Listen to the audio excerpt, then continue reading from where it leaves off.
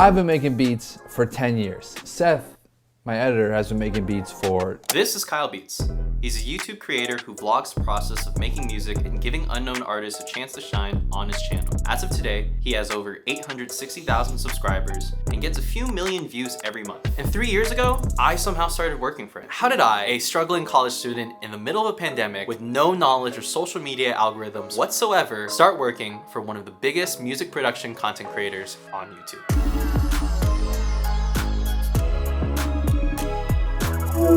Like all my favorite stories, it starts with a girl. Actually, things ended with her and I was a bit of a mess, but I was a creative mess who needed to express his feelings through music. So I wanted to learn a program that I acquired called FL Studios. I scoured the internet for tutorials on how to use this crazy program.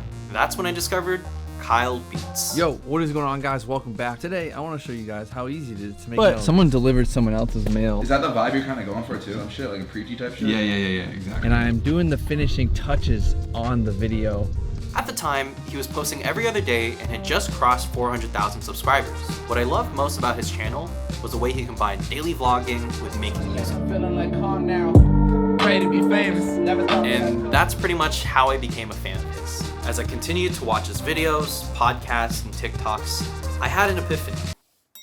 I should edit for him. Even if I had no idea how to make social media content whatsoever, I thought to myself and wondered, what's the worst that could happen? From what I knew, he didn't have an editor and was still doing everything by himself, which he seemed pretty happy about. But I also knew that he wanted to free up time. Here's the problem. How do you get the attention of a full-time YouTuber who probably gets 100 of these kind of messages a day? Well, it actually wasn't that hard. Why did you take a chance on me? At the beginning is because I sent out a tweet. I was like, I'm looking for editors to cut some TikToks, some short TikToks, just to cut down my main videos. The next morning, I ripped a couple of his videos off of YouTube and began making TikToks out of them. And after a couple hours, I was ready to send them off. I went on his YouTube, found his business email, and I wrote a long but concise message. This is how it went. Yo, Kyle, been following you for a couple months now and decided to shoot my shot. My name's Seth. I'm an LA college senior film editor. I've been watching a lot of your TikToks lately, and I realized you don't upload as often as you should be. I want to help take some of the weight off of your shoulders and cut clips together for your TikTok and possibly your Instagram so you can upload more frequently and expand your brand. After seeing your tweet last night, I realized I have to act fast before you get someone else, so I cut together some clips of your videos and one from your podcast so you can see my work. Not sure how you want to go about styling your videos, but we can work together on making your vision as best as it can. I also sent him an Instagram message and a link to the videos that I made with another message on top of that. I was nervous. This was something I'd never done before, and I didn't know what he would say, if he were to say anything at all. It was a total shot in the dark, until a few hours later, I got this message. Can you resend, bro? I deleted that thinking it was spam.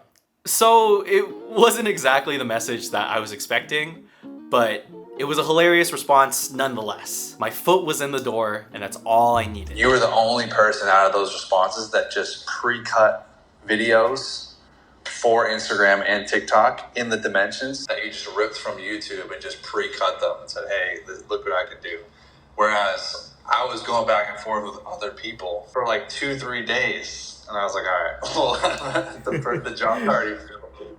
Yeah. So like, that's what's most important in like the social media world are like the two important things. Just being able to react and do instead of asking questions. It wasn't the hard choice, dude. And I have someone that edits my fucking TikTok videos, so I don't have to. I just didn't have time to like go in and edit them. So now I have someone that just does that, like micro content, so I can still post there. Being able to put yourself in the scenario, because a lot of people don't want to be proactive and also don't want to just like take the risk on scenarios. You won't do anything cool if you don't take a weird risk like that. You were doing stupid TikToks for not a lot of money for so long.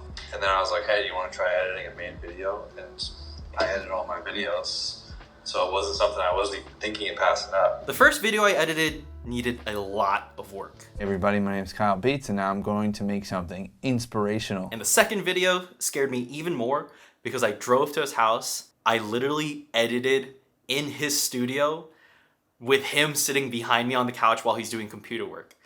So it was a bit nerve-wracking. But after the third video, that's when he knew and I knew that we could keep doing this together. Over the next year, we figured out a rapport and figured out how to like give up my pride little baby of editing. It taught me so much too about how to like train people, because one of the first jobs that I'm passing off to someone else is the thing that I did. I started editing before I even started making beats. One of my main creative like outlets that supported the whole business pretty much. Yeah, that was it. Now you have like a full-time thing, you're doing cool stuff, and we're only gonna keep doing more stuff. So it's been exactly 3 years now, and I never would have imagined having such an amazing job like I do today. Not only do I edit his videos, but we sit down every week and come up with ideas together. He flies me out to film for him, and I helped him propose to his longtime girlfriend. And I think I could say that we've even reached a point where I can call him my friend.